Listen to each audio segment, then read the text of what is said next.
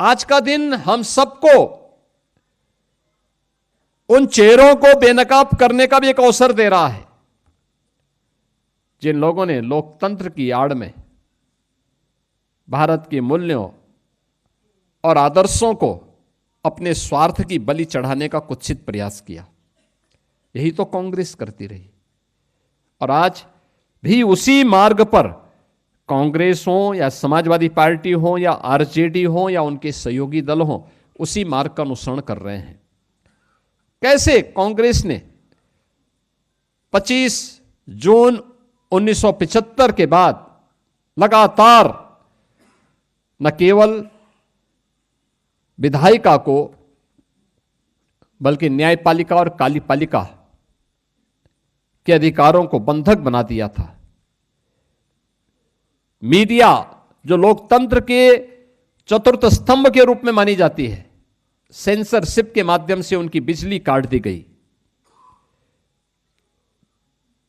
उस समय visual media नहीं था, सोशल मीडिया नहीं था, लेकिन प्रिंट मीडिया की प्रिंटिंग के मार्ग में कैसे बाधाएं खड़ी करने का प्रयास किया था। जनसत्ता के बारे में कहते हैं उन्होंने जो अपनी पूरा संपादकीय कॉलम था ब्लैंक छोड़ा था, विरोध में ब्लैंक छोड़ा था। कुछ समाचार पत्रों ने काले पृष्ठों के साथ अपना पूरा ब्लैंक पेपर बाहर भेजा था, पब्लिक के सामने पहुंचाया था विरोध दर्ज करने के लिए। लेकिन उस समय भी बहुत सारे लोग ऐसे थे जो लोकतंत्र के लिए और भारत के लिए अपने आप को समर्पित भाव के साथ कार्य कर रहे थे। 1 लाख से ज्यादा लोकतंत्र सेनानी गिरफ्तार हुए थे, सैकड़ों पत्रकार गिरफ्तार हुए थे, अधिवक्ता गिरफ्तार हुए थे,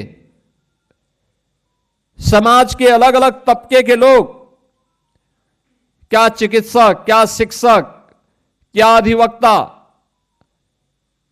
क्या किसान, क्या नौजवान, क्या विद्यार्थी, क्या महिला, क्या पुरुष, इन सभी ने बढ़ चढ़ करके लोकतंत्र को बचाने के लिए अपनी पूरी ताकत लगाई। और आज उसी का परिणाम है कि भारत का लोकतंत्र फिर पूरी बुलंदियों के साथ आगे बढ़ रहा है। और अब तो बुलंदियों के साथ क्या भारत, जब हम काले अध्याय, देश के संविधान को कलंकित करने वाले इस अध्याय के 50 वर्ष पूर्ण होने पर इस संगोष्ठी का हिस्सा बन रहे हैं।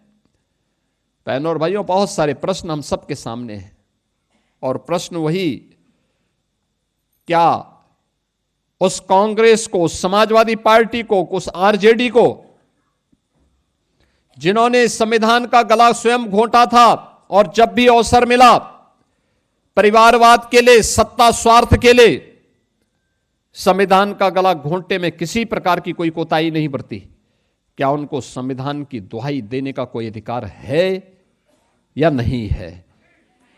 और बहनों और भाइयों, अगर नहीं है तो यह प्रश्न जनता के द्वारा इन लोगों से पूछा जाना चाहिए, किस मुंह से यह संविधान की दुहाई देते हैं? जब इनको अवसर मिला था तो इन्होंने स्वयं ही उसका गला घोंटने का काम किया था। लगातार बाबा साहब भीमराव अंबेडकर के संकल्पों को तुषारपात करते रहे, लगातार ये लोग उन कृत्यों को करते रहे।